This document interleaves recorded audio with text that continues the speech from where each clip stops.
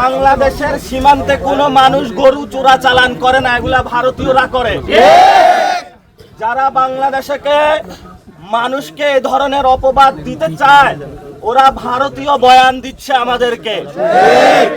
স্বরাষ্ট্রমন্ত্রী বলেছিলেন যে বাংলাদেশের এখানে নাকি অনেকে অবৈধ ব্যবসার সাথে জড়িত, এই জন্য হলো তাদেরকে হত্যা করলে কিলিং হবে না। আমরা বলবো স্বরাষ্ট্রমন্ত্রী যে বক্তব্যটা দিয়েছেন, এই বক্তব্যটা হলো সর্বমিথ্যা একটা বক্তব্য। আমাদের কোনো বাংলাদেশি নাগরিক যদি কেউ অপরাধ করেও থাকে, তাকে খুন বা হত্যা করার কোনো আন্তর্জাতিক কোনো আইনের মধ্যে পড়ে না। তাকে গ্রেফতার করা হবে, পুলিশে দেওয়া হবে। বাংলাদেশিদেরকে সীমান্তে ধরে ধরে হত্যা করেন, তাহলে সার্বভৌমত্ব বলে আছে যে কিছু, এটা বাংলাদেশের মানুষ আর আপনাদের ফাঁকা বুলি এখন আর বিশ্বাস করে না।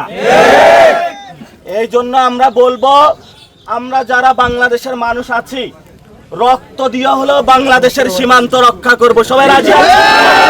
ইনশাআল্লাহ। ৭১ আমরা যুদ্ধ করেছিলাম, বাংলাদেশ স্বাধীন করেছিলাম, ৯০ আন্দোলন করেছিলাম, ২৪ আন্দোলন করেছিলাম, একটাই উদ্দেশ্য, বাংলাদেশকে রক্ষা করার জন্য।